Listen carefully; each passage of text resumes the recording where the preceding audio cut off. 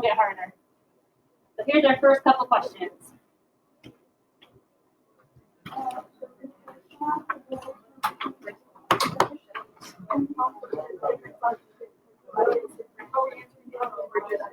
Yeah, just within your groups for.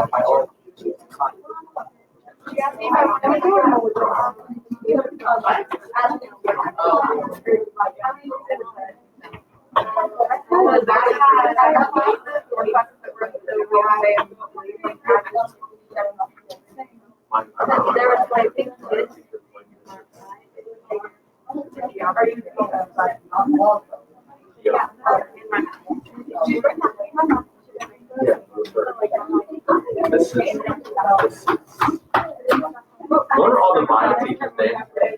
What's already down there? We have Mrs. Barnett, Mr. Crum, Mr. Shaw, and Mrs. Cowan. Yeah. I like Mr. Crum. Mr. Crum is so cool. He's a good teacher. And we get story time. Yeah, can you do one stories? I haven't heard about those yet, so I don't know. His story time? Yeah, does he tell you stories? Yeah, he tells the whole entire class story. It's so fun. My favorite is about that one where he's first breakup. I like his No, not the project one. The one at college where he like kept pranking that guy that he cheated on him. I like when he went on that date and he kept throwing up. Oh, that one was funny. Yeah, I don't even think my stories are that funny. So. Oh, that's for us to. All right, so let's kind of come back to this. So very first official assignment, we started talking about why cells need to divide. So there's 3 reasons. Those 3 reasons are? What's that? Reproduction's 1. Growth is the 2nd. And then, yeah, development replacing, lost or damaged cells. So some tissues have to be replaced faster than others, right? So your skin is like flaking off all the time, right? So it has to get replaced pretty often. Are cells dividing all the time?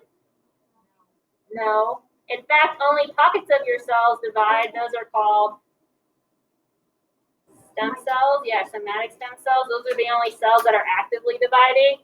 And again, it's just dependent on what types of cells you're dealing with and how often you need to replace them, right? Good. Anything else to add to that? Good. Okay, next set of questions. It's frozen, sorry. This is the cell cycle, yeah. So we can divide that into 4 sections, G1, S, G2, and M. These first 3 all make up what we call interphase. So see what you can remember in your groups, what's happening during each one of those parts of the cell.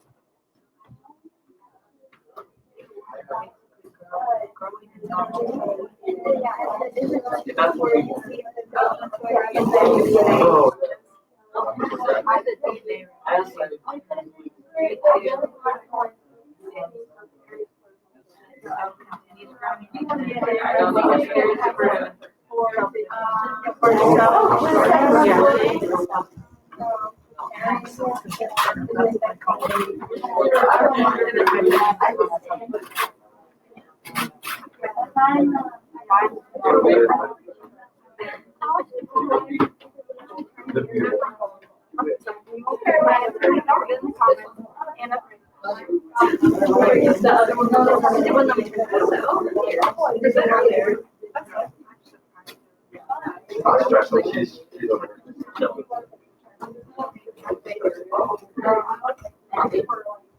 But I'm not one of them.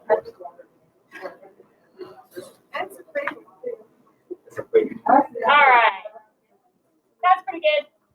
So, again, we can group all these these three stages into something called interphase. The prefix inter just means between. So if you think about any word that has inter at the front of it, international, you're flying between two different countries. Interphase is a section of time between divisions. Okay, so this is all the time the cell's not dividing, it's an interphase. And if we break that up, what's the main thing happening in G1? Yeah, we're preparing to divide so the cell can grow, prepare to divide DNA. So we're checking and we're making sure that our DNA is all good to go to replicate.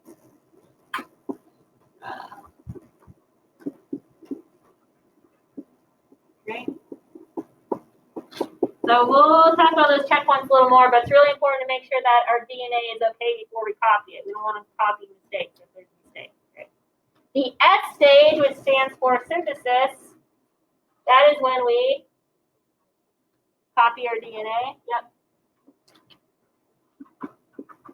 You see this word synthesis like over and over and over again in biology. Synthesis just means to put things together to build. So in this case, we're building or putting together our DNA or copying our DNA. Gap 2? Yeah, that's where the cell's continuing to grow. Good. And we have to copy other things, not just our DNA. So any organelles and membrane, we need to copy all those too. And so a lot of that happens in the G2 stage. And then the M stage is when the cell actually divides, right? So we're going to focus a lot more on this slice of the pie in the next couple days. So that's when the cell actually divides. Questions on that? All right. We're getting a little more challenging here. Here's your next set of questions to go ahead and discuss.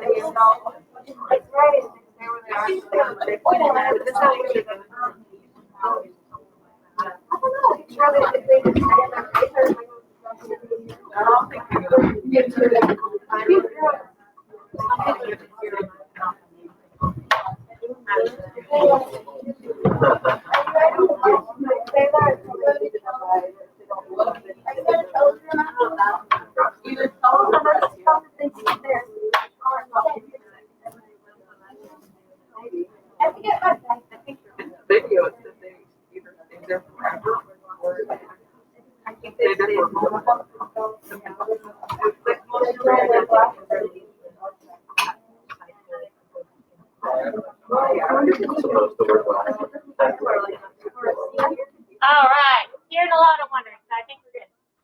So there are three. We can see where these three major checkpoints are on the diagram here. The checkpoints are critical because that should, under normal conditions, make sure that the cell only divides when it's supposed to divide, and that it only divides when it's ready to divide. So there isn't anything wrong with the cell. Okay. This second question is a little bit, I think, pretty hard, but remember what's happening in G1 here. We're getting ready to copy our DNA. So this first checkpoint is really to make sure all of our DNA is okay. If we have some mistakes in our DNA, we're going to be able to pause that checkpoint and try and fix them, right? And if we can't fix them, what's going to happen? Right, apoptosis. We're going to self-destruct ourselves. Okay.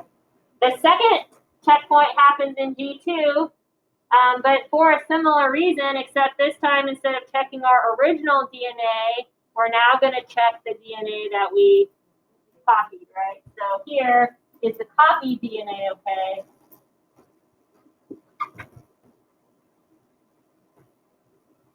And also, like, did we copy all of it? So do we have a complete copy to pass on to our new cell? So that's pretty important. This last one is a little hard to talk about since we haven't really gone into mitosis yet, but this is to make sure that the DNA will separate equally.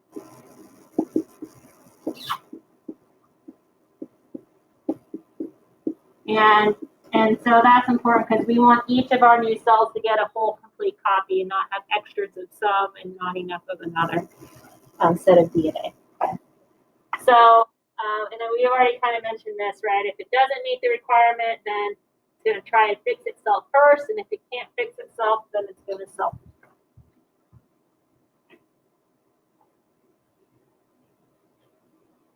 Okay, here it goes. Here you go.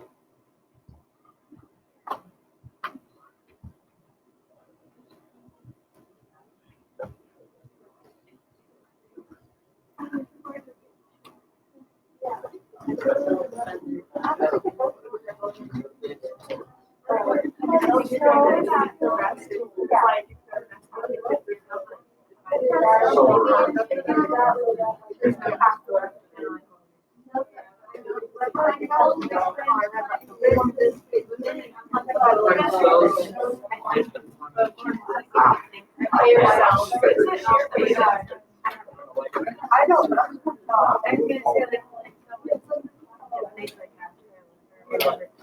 No.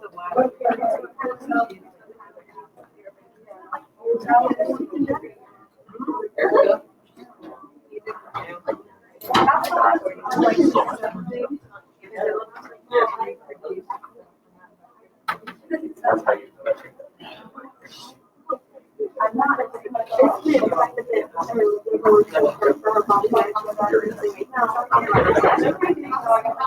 No, but you. Okay.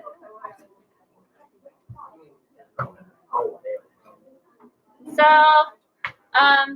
based on the interaction assignment, which was the last big assignment I gave you guys, I definitely wanted to spend a little bit of time talking about this.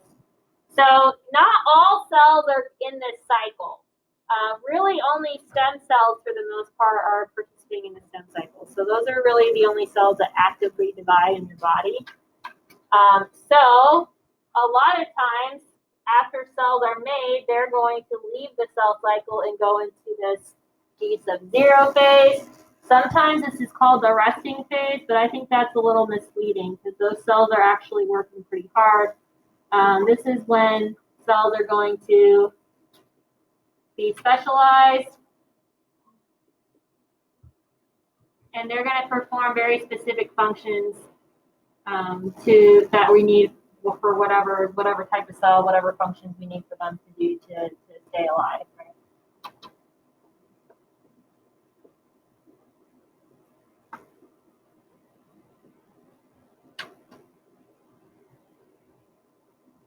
And sometimes stem cells will go into like a true resting phase because they're not dividing all the time either. So most of the time, at least for humans, because some organisms are a lot better at regenerating than others. So for example, lizards, what do you know about lizards? If you pull off their tail, a lot of times it will grow back. Yeah, we don't have very many organs that do that, okay? So our skin we can grow new skin cells from our stem cell pockets. That happens pretty often. The only organ, like true organ that regenerates, I would say, is the liver. Yeah, so I don't know if you've heard, you can like donate large parts of your liver and they'll eventually grow back.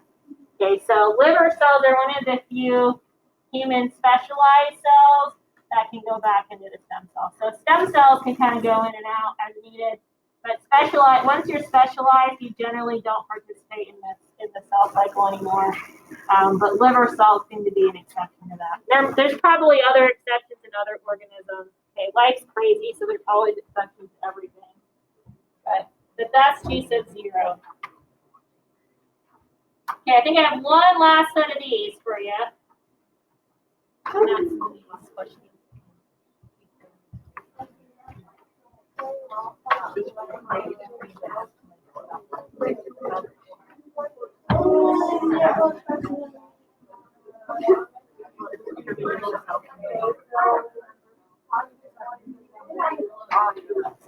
I know what the other one.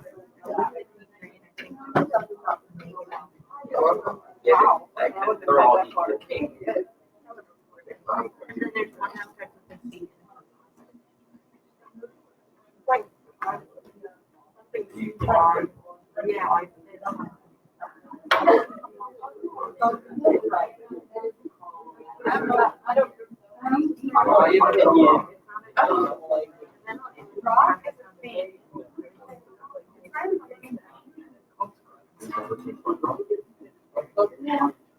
Okay.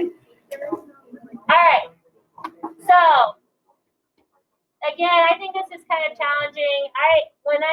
If you take higher levels of bio, so like I talk a lot more about this in like bio 2. I don't necessarily know that you need to know a lot of detail about it now, but you should kind of know that there are some proteins that will tell the cell to go to the next stage of the cell cycle. And that's important because our cells need to know when they need to divide. We also have some proteins that act as signals that tell the cell to stop. And that's important because we don't want cells dividing all the time. And we definitely don't want cells to divide if they're damaged. We don't want to make more bad copies of cells. That's how we end up getting cancer, right? So we get mutations building up and cells are dividing when they're not supposed to because these cycles aren't working properly. So we don't have anything telling the cells to stop. And we continue to have these signals that tell the cells to go. So even if they're not supposed to, like there's not really space for them, or they're damaged and so they can't do their job properly, they keep dividing and that's what ends up forming the tumor. So any questions on that? That's kind of the last review slide for the last couple of weeks. So. Okay. All right, open up that folder then to the first page.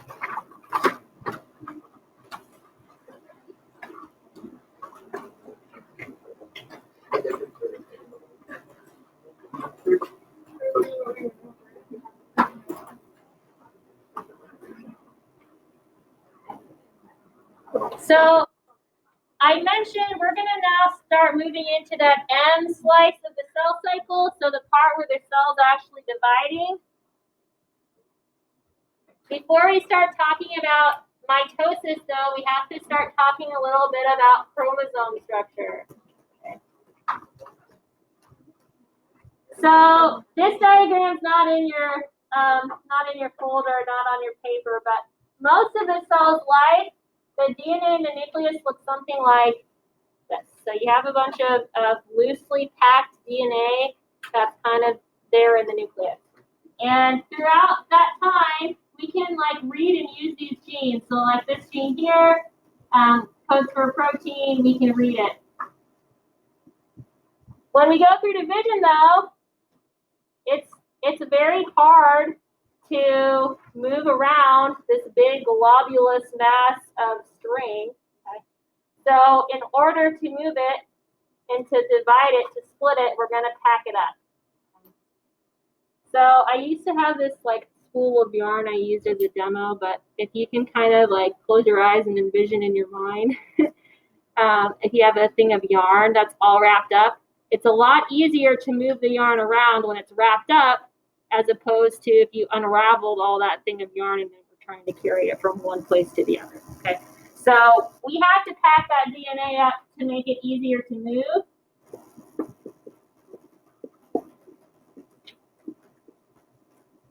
And also to make sure it gets divided equally.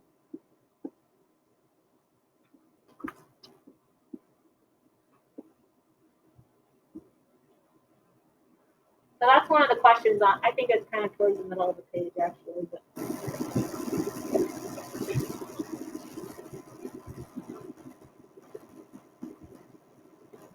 So normally the DNA is more loose in the nucleus like this, but in order to split it up and move it around, we have to pack it into what we call chromosomes. So when we're looking at this structure over here, this is what it's asking you to do some labeling of.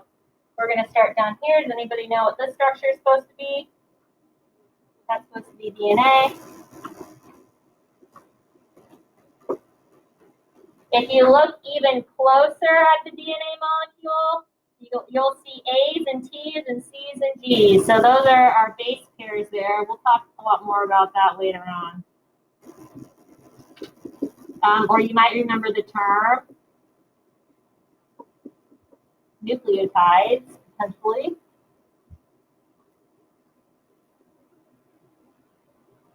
And this DNA, if we were to stretch it out, like the DNA from one cell would go like 7 or 8 feet. So we have a lot of DNA in every single cell. So even DNA by itself, it's not just DNA in the nucleus. It's wrapped around these proteins called histones.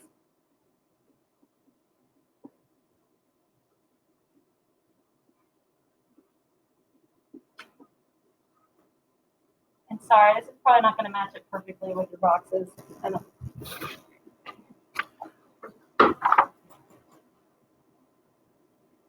So these histone proteins are kind of like spools. So we're wrapping the DNA around these spools, and that helps to actually make the DNA small enough to fit in the nucleus. And at this point,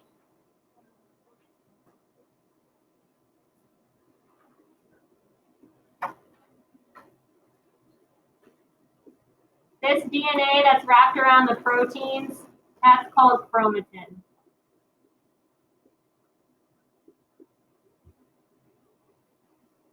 And so when we're looking at the nucleus here in interphase, that's what we see as the chromatin.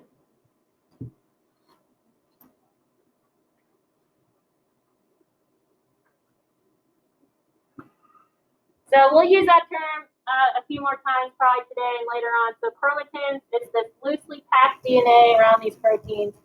In order to even pack it up even more, we continue to coil it and coil it and coil it and coil it and coil it until we get to this structure. This is a duplicated chromosome.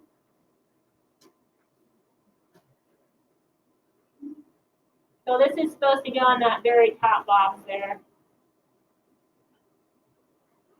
What does duplicated mean? It's been copied. So this is after the S phase. So we've already copied our DNA. We're getting ready to divide. And so you'll notice this chromosome looks like an X. And I think it might be a little bit obvious, but there's like 2 boxes here.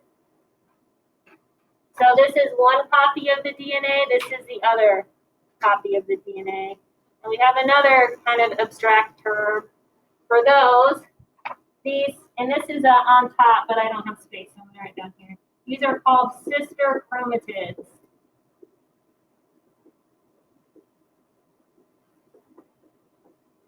So these are copies of each other.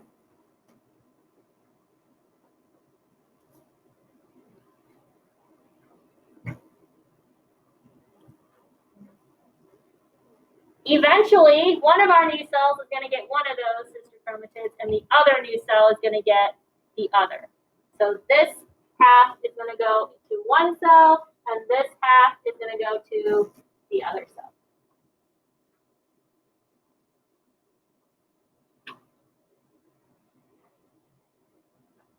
And real quickly, just a couple other terms you'll see here. The sister chromatids are connected in the center here. We call this the centromere. Oh, sorry. Hold on, space.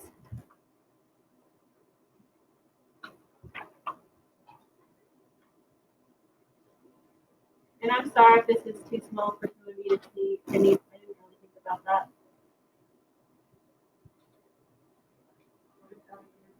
Centromere, so it connects the sister chromatids together. So it's actually more central this way. Sometimes the centromere is higher or lower. And then last thing to label, and this is really both, either end of the chromosome is called a telomere.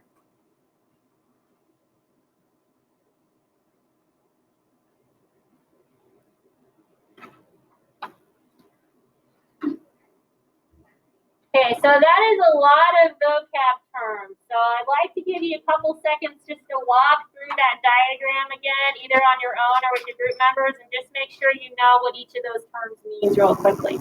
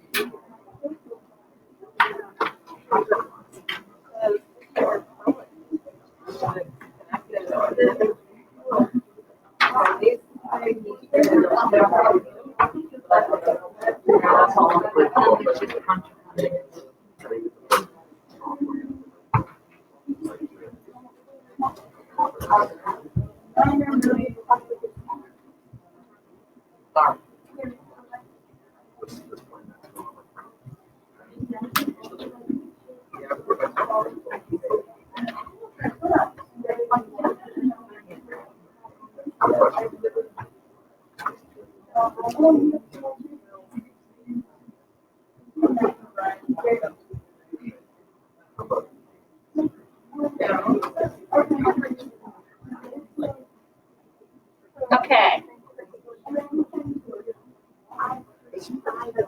All right. So you have one more diagram on the bottom of the page, and it asks you to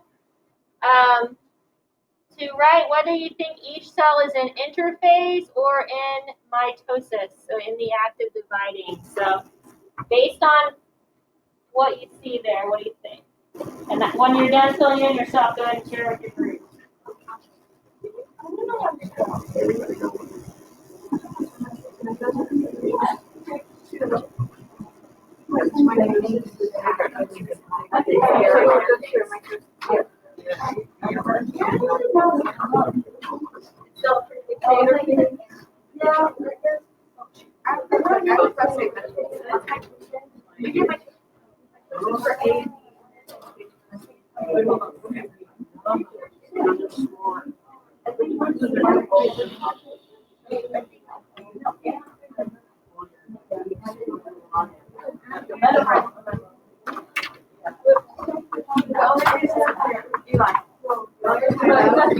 These two have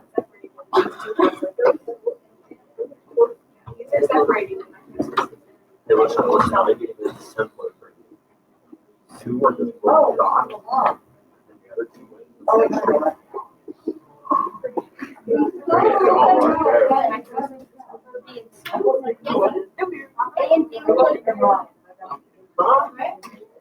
Yeah. A is like. Okay. gotta break it down.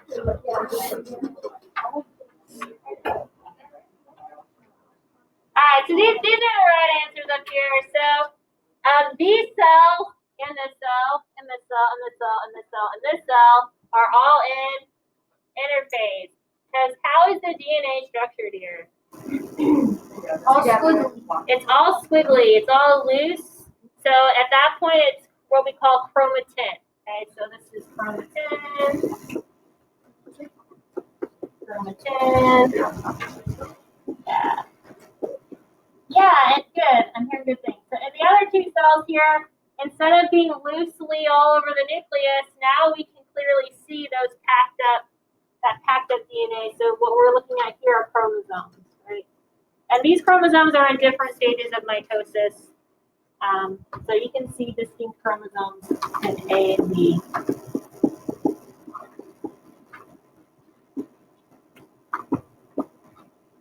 So that chromatin has been packed up so that we can move it around, right? We're moving it around here, the opposite ends of the cell.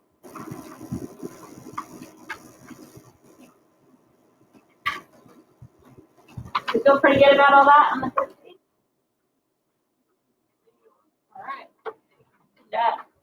I know some of you, I think a lot of this you guys cover in middle school, but it's good to go over it again. And I do think some of you learned more at some schools than others. It kind of happens.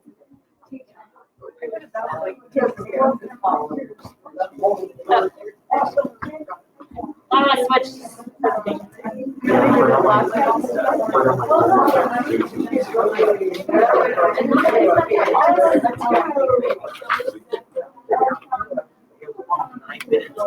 Okay. Yeah, we don't have a whole lot of time left, but we do. I know this period's shorter than 9th period, but I'm gonna try again as far as we can on this to be caught up. But on the second stage here, we have some phases. So we have interphase, which technically is not part of mitosis. That's the G1S, G2. Mitosis itself then has 4 stages. So prophase, metaphase, anaphase, and telophase. So here are some models over here. So we're just going to write down some of the important events that happen in each stage. So for interphase, we have G1, which is again when the cell is growing and preparing to replicate DNA.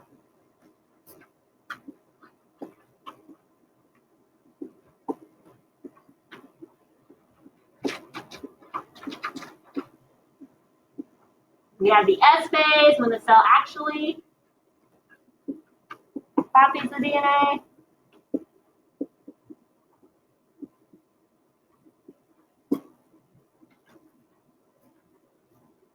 And then we have G2, which is when the cell finishes growing and preparing to divide. Okay?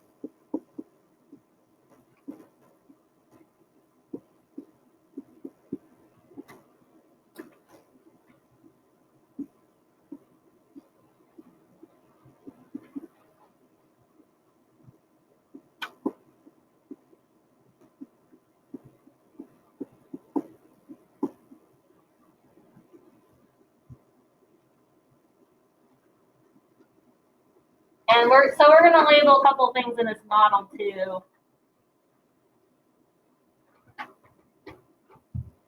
So some of these parts, at least hopefully the term is somewhat familiar, but we just talked about this. All this yellow stringy stuff in the nucleus is our chromatin, our DNA and protein. This border is supposed to be the nuclear membrane.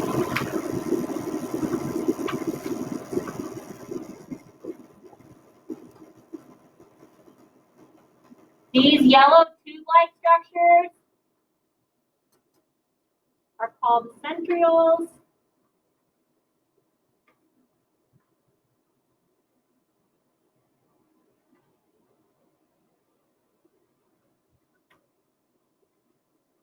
And the reason that these are important is because these make what we call spindle fibers. And if you don't know what those are yet, it's okay, we'll talk about them in a little bit. They're part of the cytoskeleton.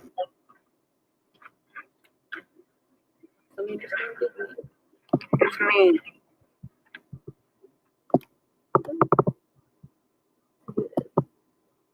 Oh, that's why I was getting feedback. Okay, so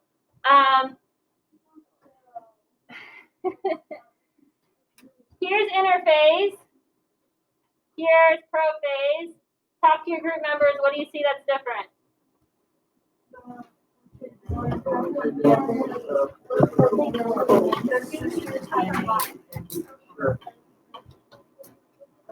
So you can see the board better.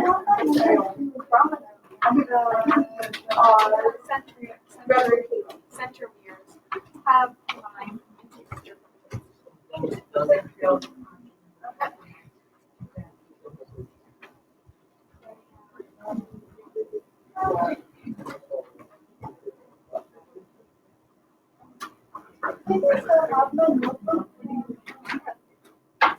Okay. All right, big thing that happens. What's now in the nucleus here? Chromosomes. So big important thing that happens in prophase is that our chromatin condenses into chromosomes. So we've packed up our DNA so we can move it.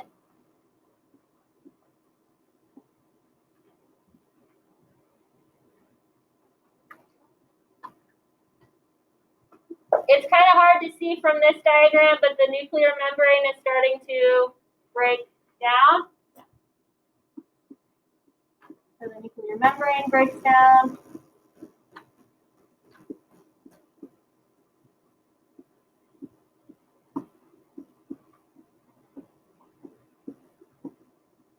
And I heard somebody make a really good observation that the centrioles are starting to move to opposite ends of the cell.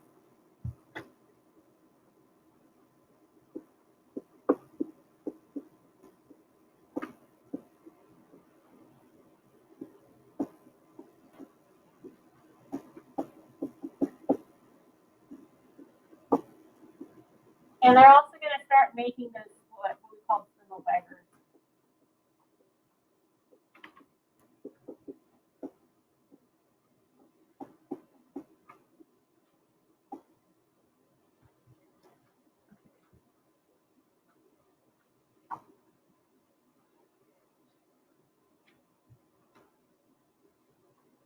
I think we have time for one last phase before the first bell rings. So when you're finished writing that down, again, take some time to compare these stages with your group. So from prophase to metaphase, what's happening? What's different?